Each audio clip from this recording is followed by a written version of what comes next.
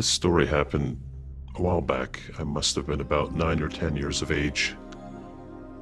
So, for those that don't know, I was born in the Azores Islands, and my family came over and immigrated to Montreal, Canada, and then from there we moved to Toronto. So after being in Toronto for about 7 or 8 years, my parents decided to take a trip back to the Azores Islands.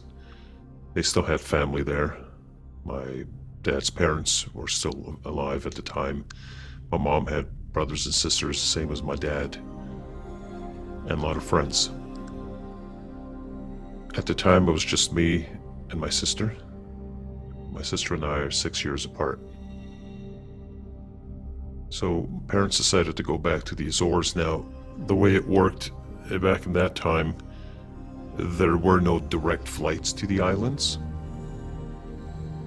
So what you did was you took a main air carrier from, say, Toronto or Montreal to one of the islands that had a giant airport there. It was an actual, it was a base that was built during the Second World War, joint operation including the United States, the UK, and Portugal.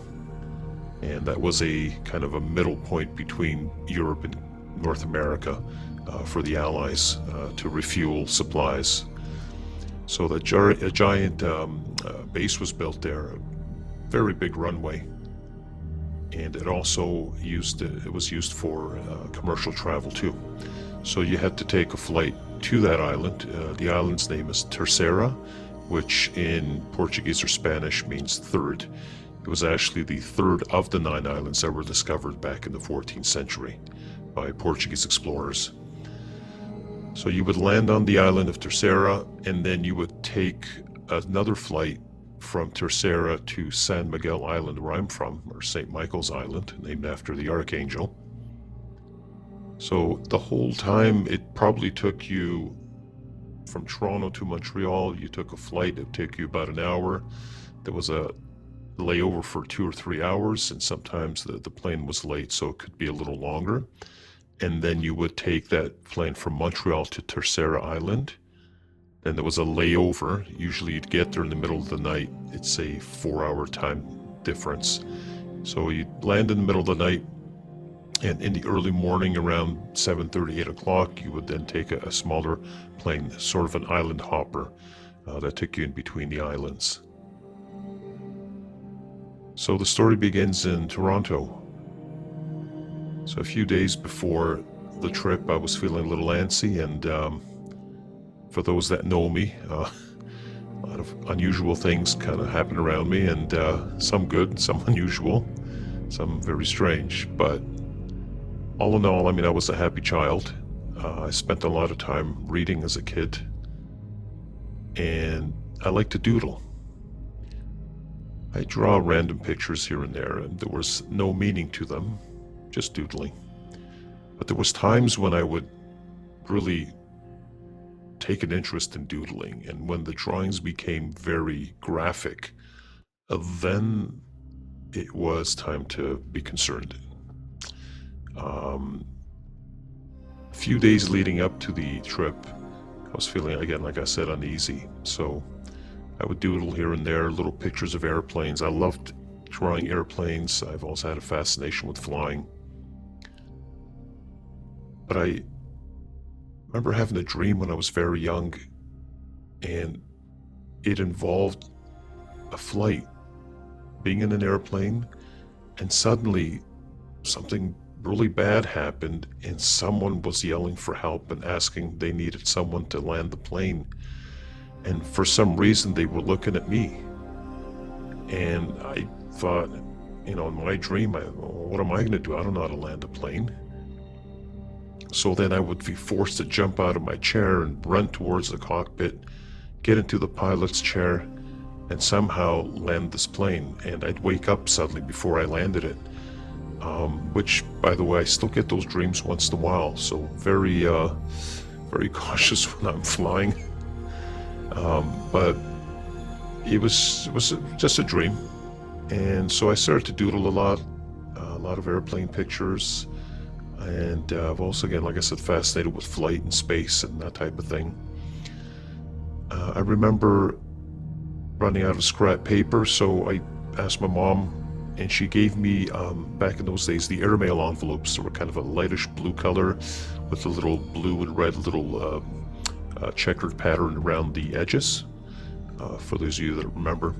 So I remember doodling on one side, and I drew an airplane, and it was a very basic drawing. So anyway, I put it away, and the day that we left for the airport, I had the a small kit with a couple of pencils, some crayons, and of course this envelope. So I brought that with me on the plane. We landed in Montreal about an hour later. Found out there was going to be a delay, so we all expected that, and it must have been about 9 o'clock Eastern time at night.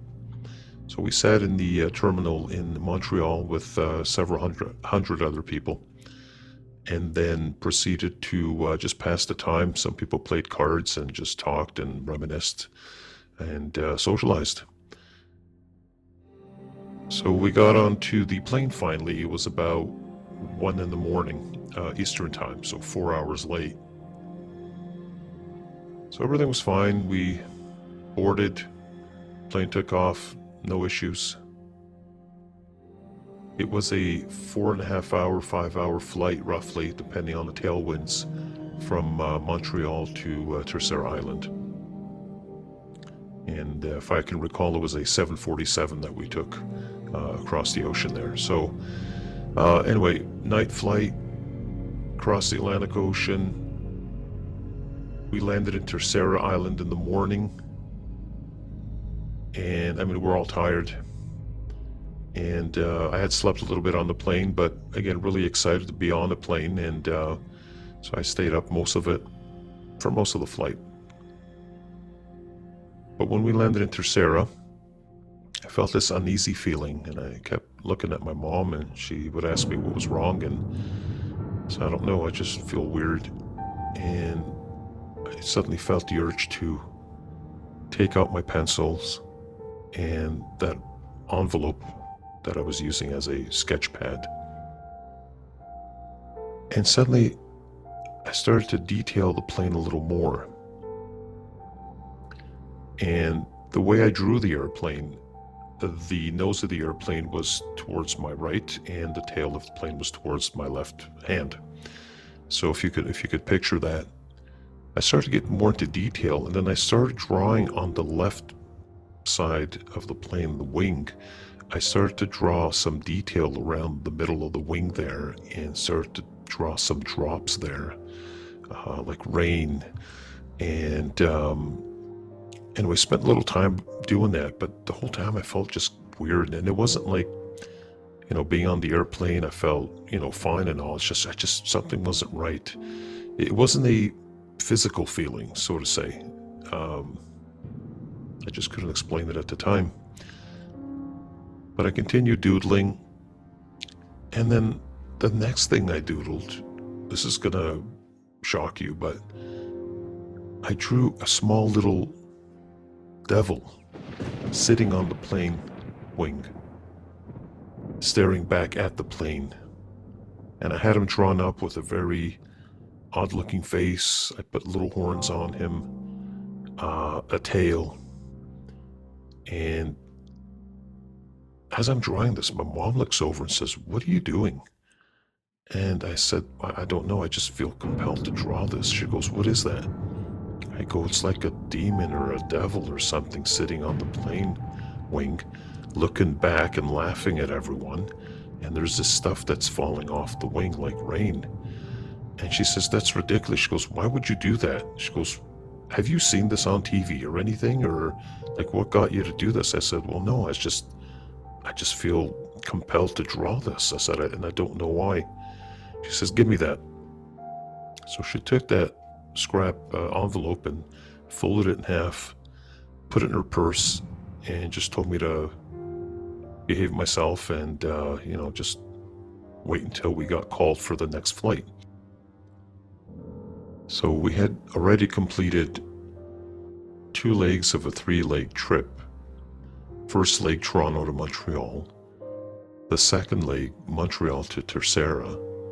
And now we're just waiting for the third and final leg from Terceira to St. Michael's Island. After a few hours of waiting, finally they make the announcement. The flight going from Terceira to St. Michael's Island is now ready to board. So we picked up a couple of small bags that we brought carry-ons, made our way to the door, handed in our boarding pass, walked out onto the tarmac, went up a small step ladder. Now the planes that we're using back in those days were a multitude of different companies. The one we ended up flying was an old de Havilland DH-104 Dove. I will be putting up some pictures so that you can see the plane. Not the actual plane that where this happened, but the same model. So we boarded the plane, made our seats. It was 2 seats on the right, 2 seats on the left, 1 row in the middle. And I believe at the time we had probably a dozen people. So plane taxied onto the runway, turned around, prepared for takeoff. I looked at my parents. I asked my mom if I could have the envelope back. I needed to do something. And she said, no, that stays here. I'll keep it in my purse. And before you know it, we were up in the air, getting higher and higher. I looked out the window and remember looking down, and I could see the runway in the airport getting smaller and smaller. Suddenly, we were over the ocean. On this last leg of the flight, I believe we had about 40 minutes before we landed in St. Michael's. So the whole time I just kind of looked around at everyone, tried to pass this time really quick, and as a kid you get bored pretty easily and didn't know what else to do. So I just looked out the window and saw the waves, saw the clouds. I was enjoying the view. It was really nice. Then at about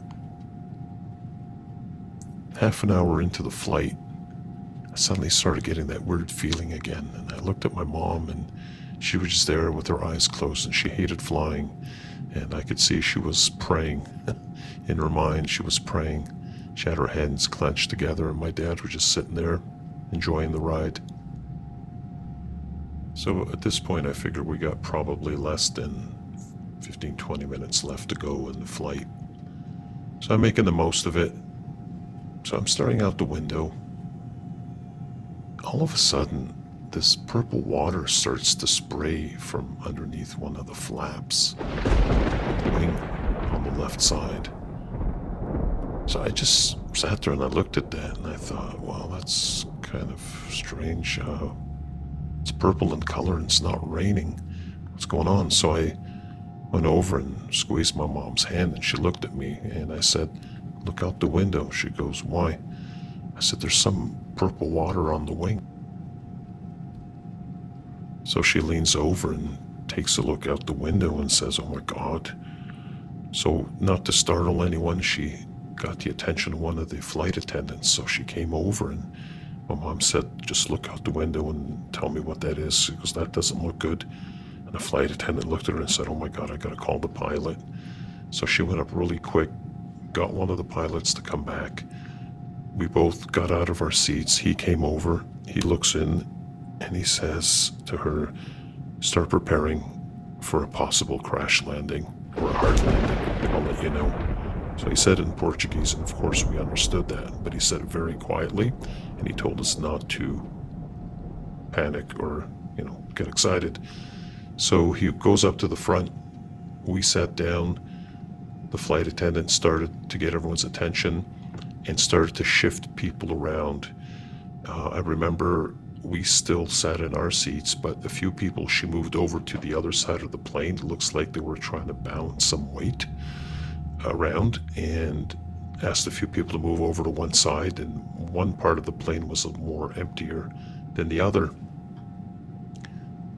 So we had our seatbelts on. She instructed us to prepare for a possible crash landing. Of course, my mom's freaking out. People start screaming and yelling and praying. The only thing I could think about was that dream I had as a kid.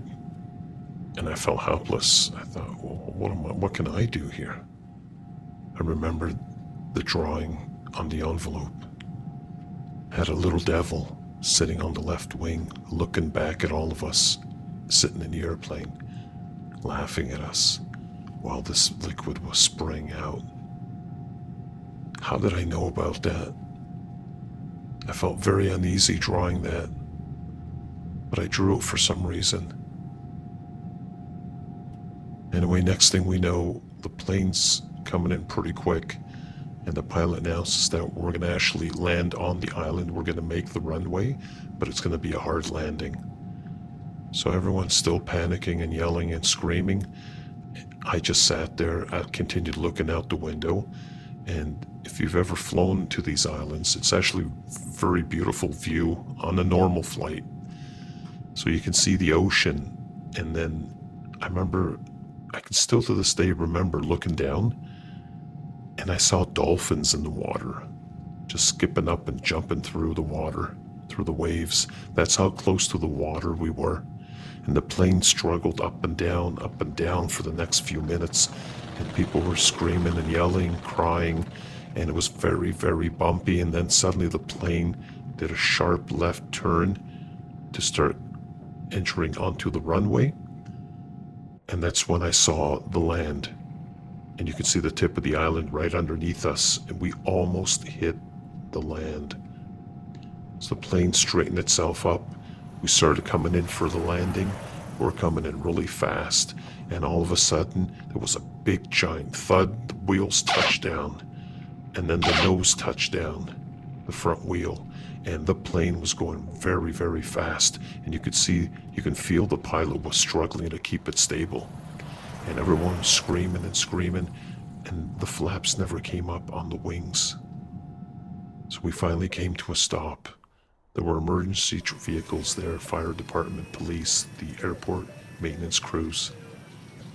They popped open the door. There was a short little step ladder that comes off of the door.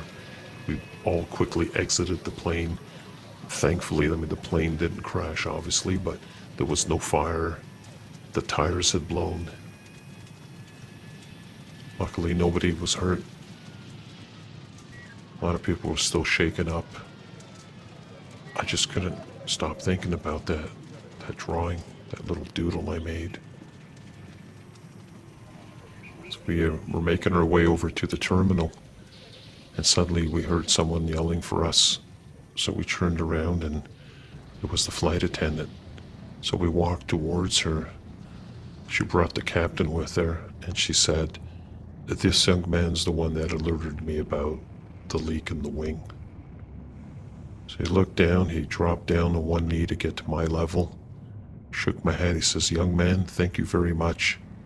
He says, "Your quick thinking might have saved us all." He says, "I felt something was wrong with the airplane, but I couldn't quite tell what was going on. But because of what you did, it helped me speed things up and make a safe landing for everyone. So I thank you very much." So I smiled back at him, turned around, and we made our way into the terminal. I'll never forget that day, winging a prayer.